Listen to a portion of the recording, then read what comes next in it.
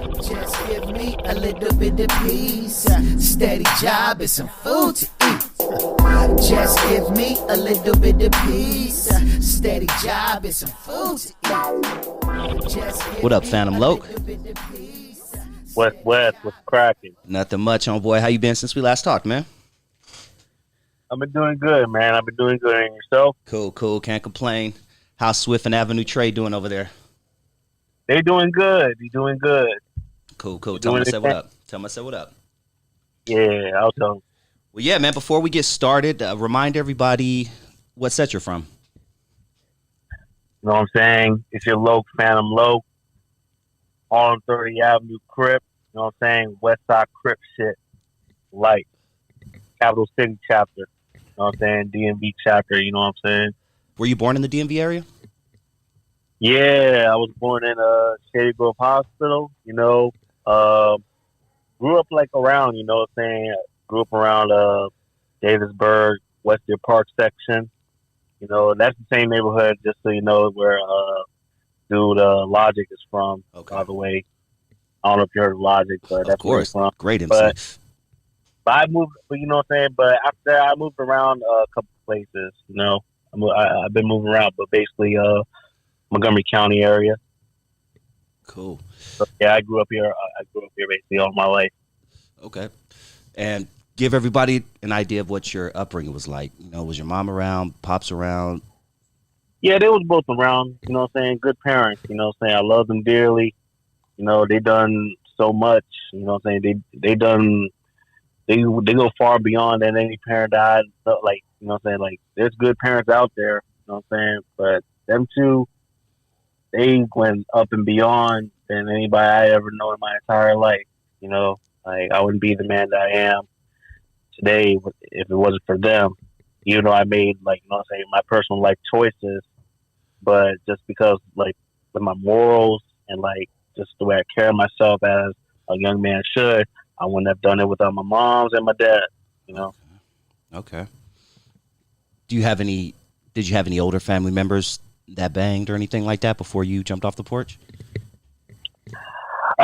Crazy thing. I mean, not in my household, but like, see, I got family down in Houston, Texas, you know, and my big cousin, you know what I'm saying? Big cousin, you know what I'm saying? His I call him, you know, he filed Deuce Hoover, you know what I'm saying? He doing life behind the penitentiary, you know what I'm saying? They caught him, you know what I'm saying, on some heavy shit, you know. Hit him with that Rico and all that shit, you know. I love my cousin. You know, I love all my family down there. Shout out to all my family in Houston, Texas, you know. Yeah, I have family members, you know what I'm saying, down there, you know what I'm saying, doing their thing, moving or whatever they're doing. Before you joined the 30s, were you out in the street doing your thing? Yeah, actually I was. See, now I'm going to tell you the story about that too. Because, see, at the time, the Crips were really, really, really, really, really rare to come across out here. Like, they were basically working as an underground system. Like, you would have to know where to look to come across them, or you would have to go outside the DMV area and get put on and then bring it back over here. So at that time, you know, I was just basically like doing my own thing. And me and like two other friends, you know, we made this crew called FBC, you know, and it was like 8 of us, you know, and if you looked at us at that time, you would think we was like a hybrid coalition or a gang or whatever. And just in case you didn't know what a hybrid is, like, for example, like the Soldier Crew that they had in Alaska, like a mixture of Crips and Bloods and shit like that. Okay. That was the way, like, you know what I'm saying, it looked and all, but like, you had some of us that were actually like either Crip or Blood at heart, you know, but like I said, the situation was in the DMV area, the DMV soil wasn't really fertile for that kind of subculture because DMV was very, very, very strict on their own specific culture. They already had their culture. Like other states have their cultures, but DMV was like very strict. Like I remember you had an interview with Harlem Smiley from the 30s. He said in one of his own interviews, that it took a long time for the Crips and Bloods to hit the DC area. Mm-hmm. And because of, like I said, DMV always had its own little culture. Like, dudes was repping their hoods and crews and all that. And even though I was from a specific neighborhood and all that stuff, I never really ran with dudes from there. And the dudes I grew up over there with, they basically moved before I did. And I was like a really young kid at the time. I was the last one to move by force because they were about to tear down these apartments I was living in. So that's when I just kept on moving. But yeah, we made this crew and we was basically doing our thing, you know. We was like a little tagging crew and like just a bunch of like what you call juvenile delinquents and shit. Okay. So we was doing our thing. I've been doing my thing, you know. And what was it about the 30s that caught your attention and it's like, okay, yeah, this is where I want my home to be? The locals on that set, they was very passionate about not just the set, but Crip itself as much as I am. And like the way, like for instance, Avenue Trey and Harlem Swift, the way how serious they take it just as serious as I do. Like, we're really passionate about Crip itself. Like, if it wasn't any set, you know what I'm saying? If it went back to like how it was, just Crip, we would still, you know what I'm saying? We would still be Crips because that's just what we are at heart. And that's why I always been at heart, because I first even knew about Crips and Bloods. It wasn't no get with shit with me. Now I'm speaking back to me, like, you know what I'm saying? My low, same thing, but for me, it wasn't no get with or like, you know what I'm saying? Like, I'm an authentic Crip, you know, like this shit was in my veins before I even noticed it. Like, because like growing up, I've always liked the color blue, and my mom always used to tell me when I was a kid, blue meant good, red meant bad. Not to disrespect the Bloods and all that, but I've always identified things that way, but blue meant good and red meant bad. I mean, I do have my own personal stories about blood contacts and all that stuff, but like from that day on, like when I first knew about the Crips and Bloods and like everything that was just around me, like my influences and all that, I knew I was a Crip. I just needed to know what set was mine, and it was the Harlem 30 Avenues, original Harlem Crip. That's my home. That's my Crip home. Just give me a little bit of peace, steady job and some food to eat. Just give me a little bit of peace, steady job and some food to eat. Just give me a little. Now take me back to the day that you got put on, jumped in. You know, what was the whole, you know, energy, the vibe like that day? It was really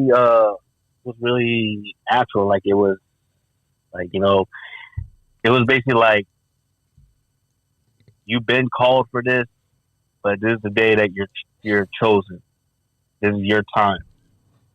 And you know, we went to the cut and all that, you know what I'm saying? Did my put on 30 seconds and all that. Did my thing. And felt not only I'm a Crip at heart now, but I'm a Crip at heart, but also an official Crip. And I had my head held high and all that. You know what I'm saying? Threw up the sea and walked with pride. And it was the best. It was one of the best feelings in my life, because it for so long, you know. And now finally that day happened, and I was just really proud of myself. It was a decision that, you know what I'm saying, I've always wanted. You know what I'm saying? It was a choice I always wanted to do. Always, you know what I'm saying? Like I said, Crip is what I am as a person. I'm not saying 100%. Like, you know what I'm saying? It's not like my whole entire person, but like, you know what I'm saying? It's a huge piece of me. You know what I'm saying? Like, Crip is part of me. Crip is a part of what I am, who I am. You know what I'm saying? It's part of my heart. You know, it was for 30 seconds. It felt like forever. It felt like a whole minute. Even though it was for 30 seconds, it felt like a minute. You know what I'm saying? It felt like a while. But, you know, did my thing. And after it was all said and done, we just rolled on from there. Now, you rarely, you know, I think you can agree with me that most gang members have grown up with one parent in the household usually. At least that's how it is out here. You know, it's mom. You know, pops is nowhere to be found. That's, you know, kind of the story across the board. You had both parents. So I'm curious, you know, I'm curious when your parents found out, you know, that you were Crip, you know, what was their general reaction? I mean, I ain't going to lie to you.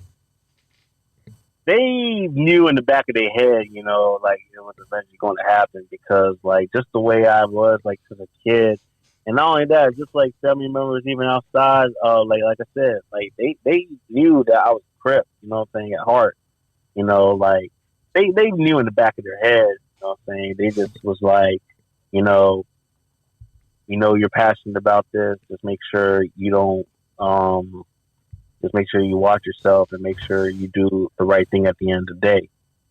You know, because like I said, like a lot of sets really don't.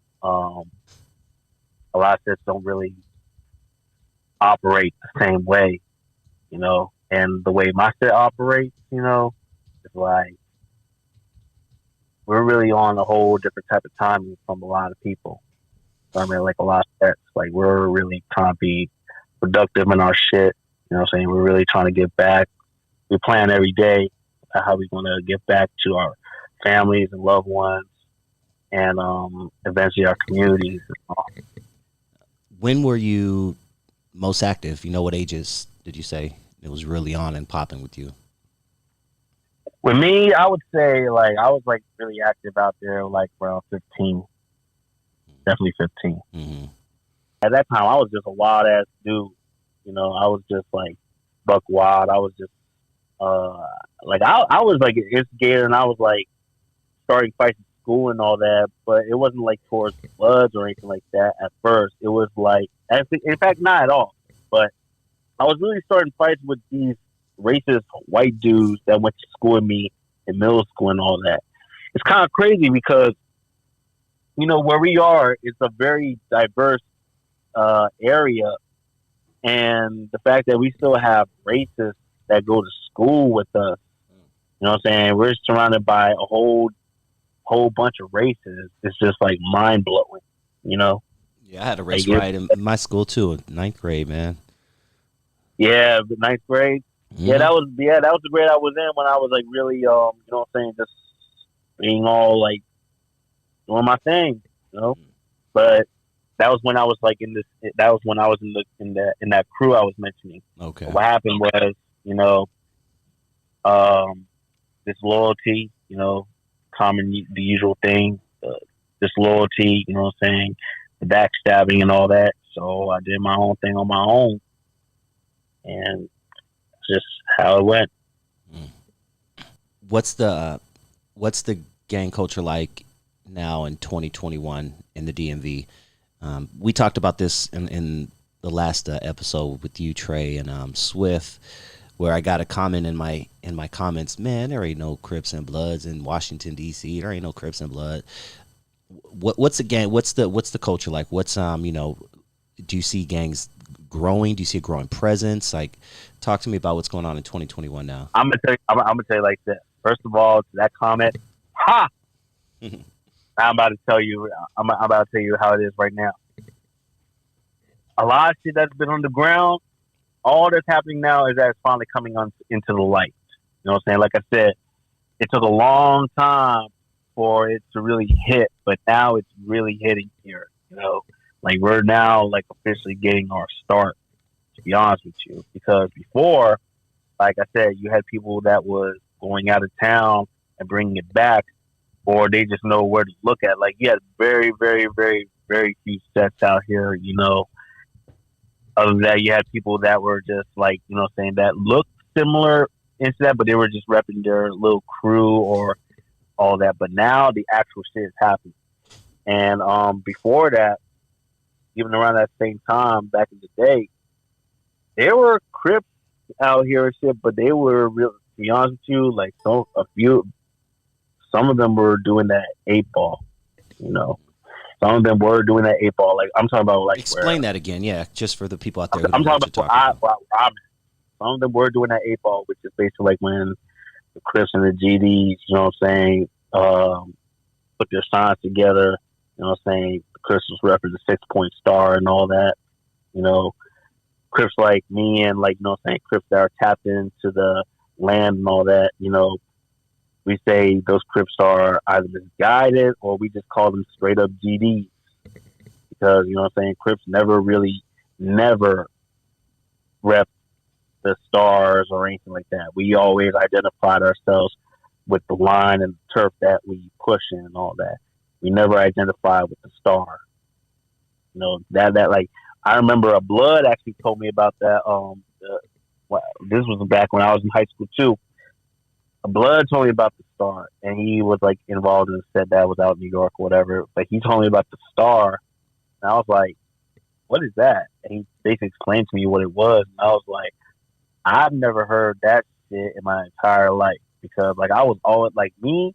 Even though I'm from the DMV area, I was always influenced by the West Coast culture. Like I've always been intact with it, like from the music to the style. You know, I've always been like influenced by the West Coast culture. You know, so just hearing that like, you know what I'm saying, we call that East Coast stuff. When we hear that, it was like, when I heard that, it was very, very odd to me. I was just like, what? And then come to find out there were Crips that were doing the 8-ball and all that, but I just chose to stay away from that because it wasn't familiar to me, and I just felt like, you know, there might be some repercussions to that if they came across, like, if they were to come across, like, actual Crips that were actually tapped into the land and all that, because the actual Crips that were tapped into the land, they basically view that as milk, and basically that's basically fake. Just give me a little bit of peace, steady job and some food to eat. Just give me a little bit of peace, steady job and some food to eat. Just give me a little. Is it turning up a little bit more out there? LA is on fire right now when it comes to, everything's skyrocketing. Shootings, killings, like LA's headed back to where we were back in the 90s. It actually is. You know, ever since the beginning of the year, where I'm at, you know, it's been like a homicide every single day in different parts and all that. Sometimes 2, sometimes 3. You know, it's really turning up now. Like everything, like it's just really getting crazy out here. You know, you just never know when it's gonna be somebody's last day nowadays. It's how it is now. You just never know. Do you think the younger cats out there wilding out right now, do you think they don't have a lot of guidance? You know, a big homie kind of steering them, telling them, hey, do this, do that, don't do this, don't do that? To be honest with you, no. Okay. I mean, like, I'm going to tell you like this, like, because a lot of the homies and all that, they move from their hood. You know what I'm saying? They move, and they basically, like, they stay in contact with, you know what I'm saying, dudes their age group, but they don't really reach a lot. Most of them don't really reach out to the dudes from their own neighborhood or whatever. So these little dudes basically came up with this mindset, okay, we've been abandoned by our own big homies and all that stuff. We want to start doing whatever we want to do. And if they ever try to reach us, then forget them and all that, because look what they did. They left us and all that.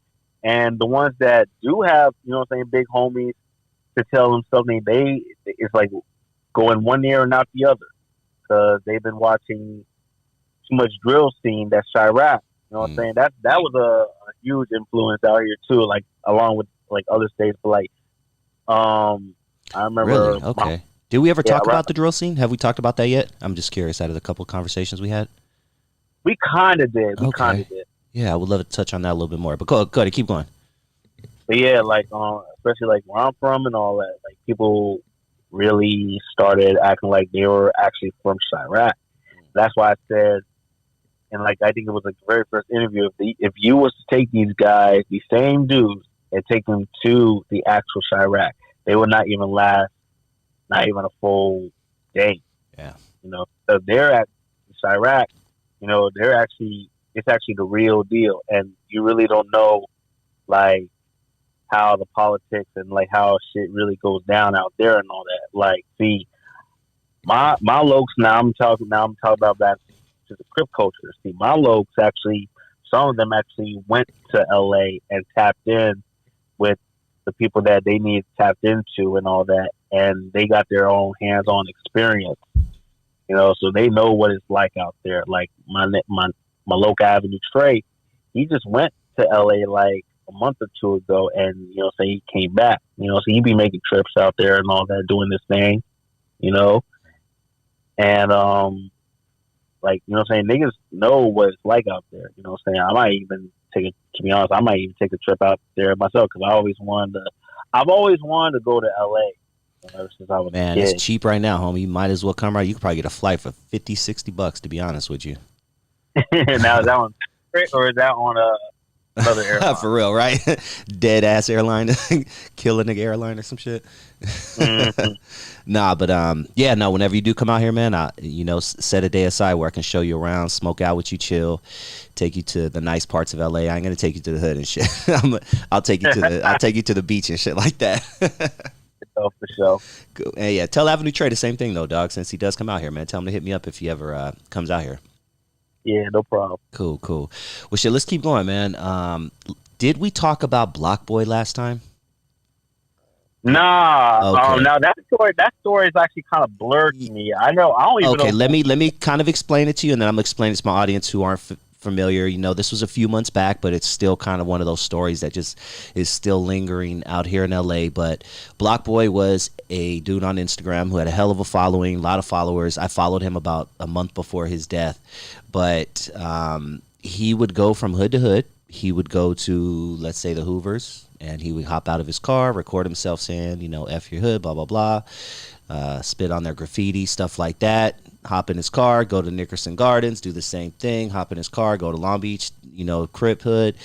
And he was just basically like Tekashi 6ix9ine on steroids.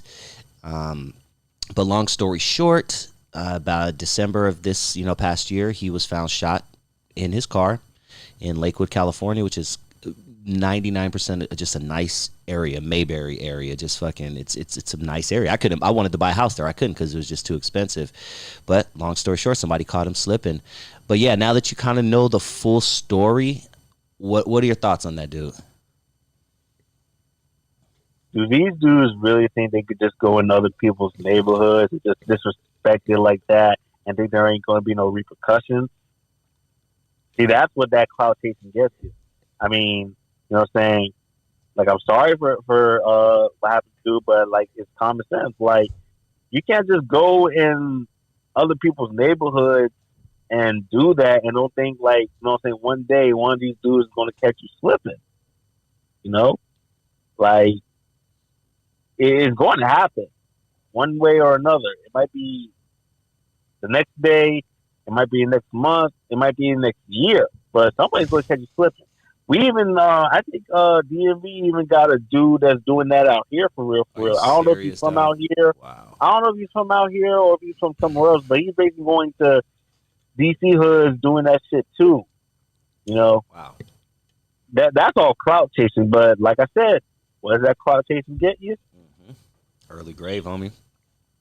Exactly. And the only ones that suffer are... I don't know if it's for the likes or the attention or whatever, but I mean... If you want to basically put a target on your back, say, "Hey, I'm stupid, shoot me," then go right ahead. That's the best way to do it. Attention is the biggest drug right now, homie. Yep. And it's getting these kids whacked. Yep. And I don't know if we talked about this going back to the drill scene, but they have this thing, and you know this as well because you know music as well. But they have this thing where they diss the dead ops. They diss the the dead homies. I'm smoking such and such. And for my friends out there who don't know what I'm talking about, you know, that means they're rolling up a blunt and the weed is the dead opposition, you know, Lil Mikey Mike or whoever. I'm smoking Mikey Mike. And it's just something that, you know, unfortunately, FBG Duck, rapper from Chicago who was killed, he had a song called Dead Bitches right before he passed where he was just naming everybody, man. I don't know if we talked about that, but, you know, what are your general thoughts on that whole aspect of hip-hop? Like I said, that's all clout. Like, what's really the whole point of saying all that shit? Like, I remember in LA, it was like saying, fuck you and your dead homies and shit, but like now when you're saying, oh, you smoking such pack, that's taking like a whole, like think about it. Like, you're really smoking at, like, it's like you're picturing in your head like you're smoking ashes of your dead homies and shit. I mean, like, not your dead homies. I mean, like, your opposition's dead homies. Like, you don't think niggas gonna be like really pissed off about this shit? It's like as killing them slow in a verbal way, in a verbal action as well. So I just say, like, to be honest, that shit all came from Chicago. You know what I'm saying? Nobody was saying that until the Chicago niggas started saying that shit, and everybody wanted to hop on the bandwagon and start saying that shit. And what happens when they say that? They get whacked. Yeah. Like, to be honest, like people just need to stop hopping on the bandwagon. You know what I'm saying? Because certain things in different states, they ain't going to be tolerating that. They're not going to be friendly with you about that type of shit. You know. And Chicago always had problems, you know. Oh, yeah. Chicago always had problems. Yeah, man. So like, why? Like, people always want to like put themselves in the position, but that they never really understand the culture and like how serious it is out there and all that. Yeah, my thing is you're not thinking about the future. Let's say 5 years down the line, you decide to change your lifestyle, right? Let's say Tekashi 6ix9ine 5 years down the line just decides to follow Jesus and be the biggest Jesus person, and I love God and I'm a blah blah blah. The people who you disrespected 5 years ago, they still remember all that shit you said, and it really hurts. And they've been thinking about you for 5 years, and they don't give a goddamn that you know, excuse my words, Lord, but they don't give a damn that you're following, you know, Jesus now, that you changed your life. If they catch you slipping in 5 years, dog, not just tomorrow, not just next week when you're hot. I'm gonna tell you like this. Mm-hmm. It's gonna be over for him. He's like not gonna. Yep, you're 100%. Go ahead. Like I said, there is no.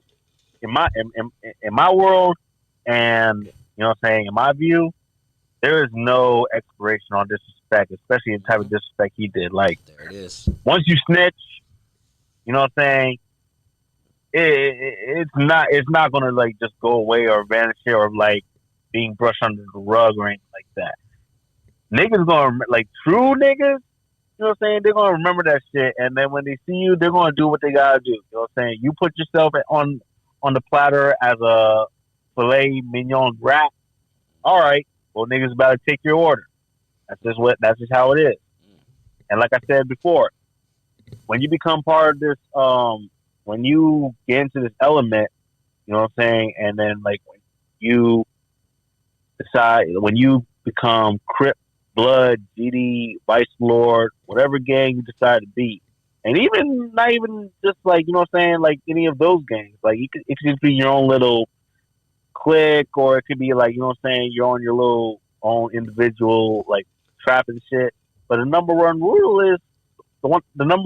is not snitch. And you know, like that's street code everywhere. And nowadays, like, snitching became the norm, and there ain't no repercussions to that. Like, I don't know what happened over time in the generation and all that shit, but like, I remember a time the man you snitched. Better pack your bag and get the fuck out of here as soon as you do that shit, because they on their way to you. But as you see, it's like people just praise that shit now, and that shit's just goofy to me. You know, shit ain't the way it used to be no more. Just give me a little bit of peace, steady job and some food to eat. Just give me a little bit of peace, steady job and some food to eat. Just give Maryland me a little courts bit of peace. now allow rap lyrics to be used as evidence in murder trials. So basically, anything you say in a song can and will be used against you in a court of law. What are your thoughts on that? Well, like I said, at least you know what I'm saying. Now people gotta stop capping Right. on you know what I'm saying, studio ass gangsters and shit. You know what I'm saying. And also, you gotta be careful about what you're saying because, like I said, like, but I mean, they've been doing that, but like now since it's official, like you definitely gotta watch out. Like I remember, now this is another state. I remember a long time ago, like 2 decades ago. I don't know if you heard about them niggas, but you heard of the Lincoln Park Blood? Of course, in San Diego, right? Yeah, yeah. Mm-hmm. So I remember they caught one of these dudes that was rapping on a song about some Skyline Piru dude that they murked. And they played that tape in the courtroom to match the voice to the defendant. Damn. And he was found guilty and all that. So basically, that's basically the same shit that's going to go on right here in the DMV area. So like, people really need to watch out what they say, and also like, even the music videos, definitely gotta stop waving them guns around. Even on social media, stop waving them guns around and shit like that because they definitely on asses. You know what I'm saying? They just looking just for one thing. Because you know what's going to happen, and I've heard many people say this. It don't matter how nice your suit is in court and how well your hair is in court and you got your beard trimmed and everything. When they pull those pictures up of you on Instagram pointing that gun at the camera, that's all they need. Yeah, you're done. They're taking you out. Yep. Done. And you know what I'm saying? It's different from different states and all that shit. But like, yeah, you're done. So niggas really got to start moving really smart. And actually, like, you know what I'm saying? Like, it's not corny to find, you know what I'm saying, something productive to do. You know, make a life outside of, you know what I'm saying, what you're currently doing. It's not corny to do that at all. You know, because you got to think about what people really need to do is start thinking about the future instead of the now. And I think that's a lot of problems. That's really one of the main problems. Like, a lot of people worried about what's happening, like what's going on in their life now, instead of thinking about what's happening in their life in the future. You know, that's why I always carry myself very differently from everybody else and roll different. You know, like I don't be putting myself in positions where, you know, it may cost me not even to like even see a marriage. You know what I'm saying, or anything like that. Like I always like if it's my own situation and all that, if it's a situation where I can handle myself, you know what I'm saying, I find the best way I can handle it myself. But my first reaction is not to go, you know what I'm saying, thinking about killing dude or whatever. Like, there's certain ways you gotta carry situations in life. You can't just like have it in your mind like every single situation you gotta go get a gun and go shoot somebody. Like, a lot of situations can be settled with just a simple phone call or a conversation. Yeah. But nowadays, problem is a lot of people don't even want to talk shit out, and get some clarity and all that. You know what I'm saying? Motherfuckers really got to start putting that pride to the side. Like, I understand, like, you know what I'm saying, it's codes and all that shit, blah, blah, with you, but at the same time, it's protocols as well. And also, like, for instance, like, I'll give you an example. I mean, it's another thing, not an example. It's something else I even want to bring up. People really got to stop bringing their beefs into the house. Stop, you know what I'm saying? Stop letting people know where you live. Like, I feel really bad about the situation with Honeycomb Brazy. You know, that was a very that was a very sad day, homie. That was a very heartbreaking situation because 2 months ago, it's March. So yeah, 2 months ago, I just lost my grandmother. But like, I mean, she died a very peaceful death. God rest her soul. But like to get shot up like that, yeah, man. no. And then one of the bullets hit something to catch the house on fire. Like, when I first heard that, I'm just like, what the hell? Like, first of all, who raised these dudes, and where did these dudes even learn how to shoot, and what gave these dudes the idea to just go to his grandparents' house and just start shooting it up when then his grandparents don't even have anything to do with it? Like, they don't even know. And OG like, was telling me, he was telling me that there's just no code anymore, man.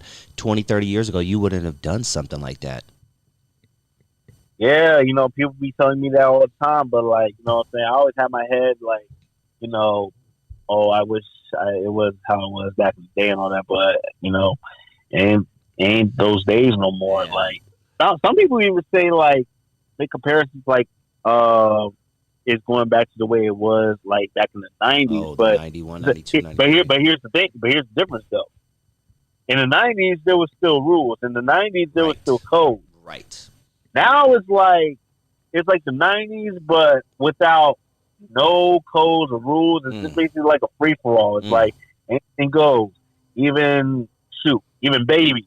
Even babies go. Yeah. Like, come on now.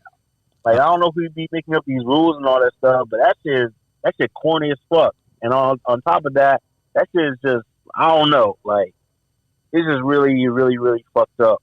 It's just really fucked up, and I don't really fuck with this new generation shit that's going on and all that shit. Because, you know, during when I was growing up and all that shit, niggas would have gotten them shit, their heads split for even doing some shit like that. You don't by your own gang, probably, right? Yeah, you don't take that shit to grandparents and, like, the babies and, you know what I'm saying, people that had nothing to do with it. You don't do that shit. Like, where are these dudes be coming up these ideas to do that shit? Like, come on now.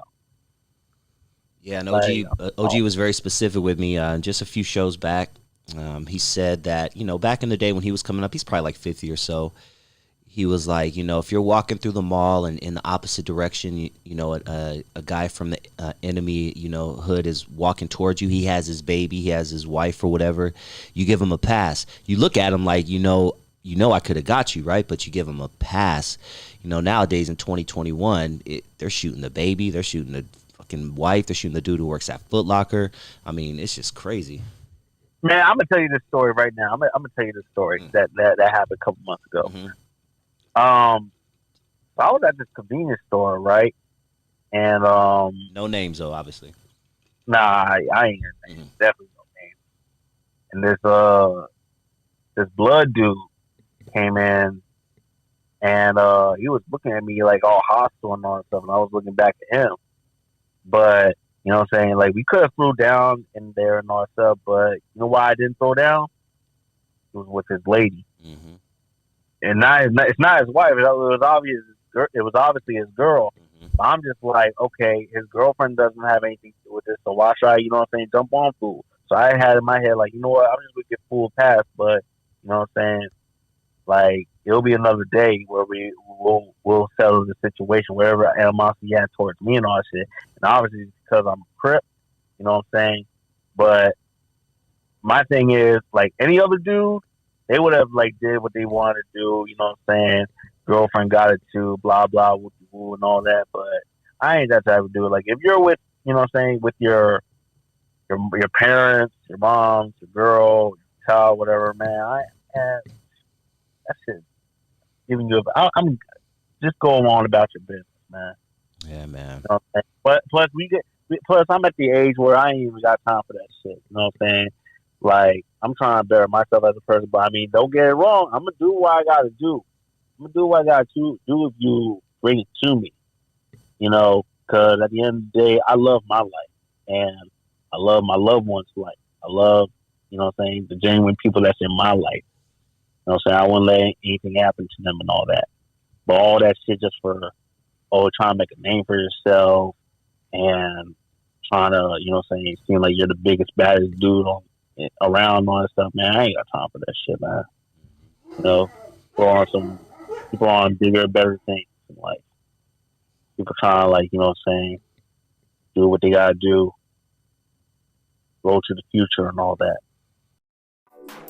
Just give me a little bit of peace, steady job and some food to eat.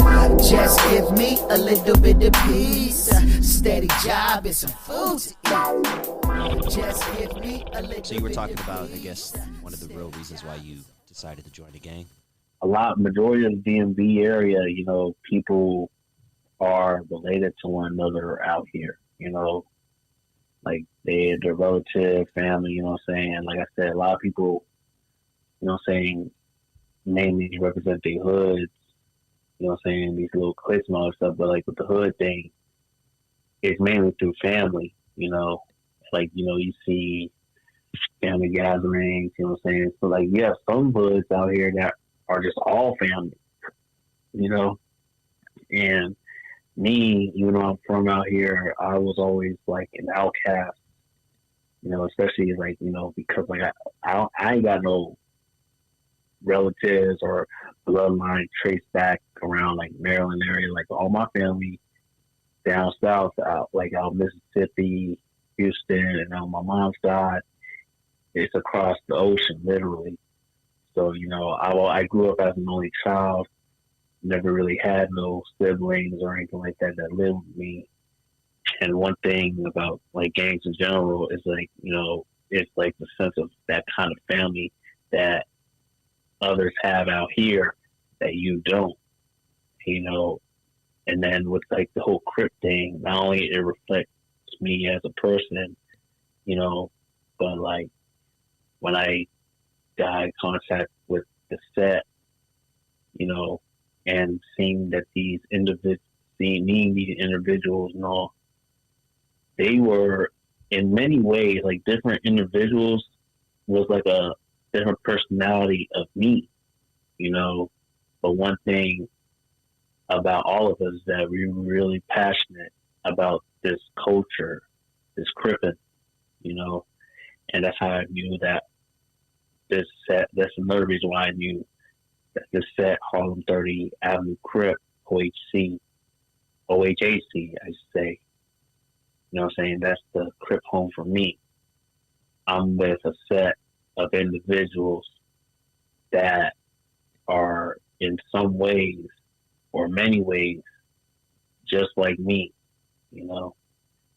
And, you know, people really couldn't understand that unless they was the only child themselves. Like, it's really hard, you know, especially in them times, you know, you wish you would be with somebody like in terms of like a brother or even a sister, you know what I'm saying, vent to and all that. And, you know, you can't have that because you're an only child.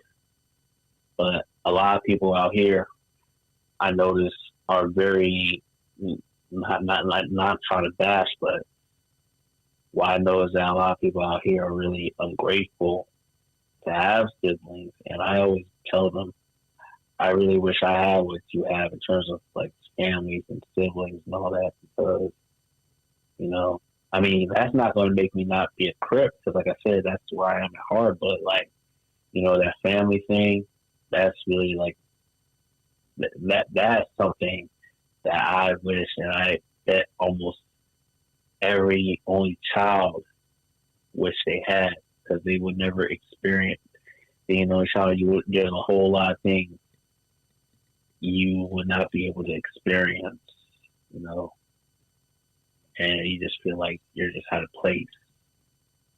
You feel like you're left out. You feel like you're an outsider. Yeah, that's deep, homie. And you know what? If I could kind of, you know, be Mr. Brightside over here, I bet there are a lot of people who look at you and be like, you know, damn, man, I wish I had my dad. You know what I'm saying? Because you told me earlier, do. They actually say they say that. They say they wish they had.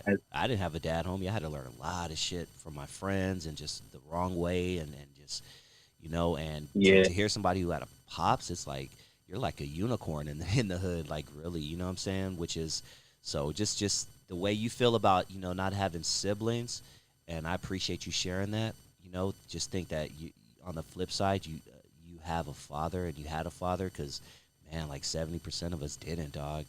And that's it's a tough thing to learn how to be a man from your homeboy who's like 3 months older than you. You know what I'm saying? It's really hard. So, you know, look at it on the bright side. A lot of people actually a lot of people actually told me that. Yeah. You know what I'm saying? Like, exactly what you said. They said the exact same thing about the unicorn, but they also say, like, they wish they had a father and a mother like mine, you know?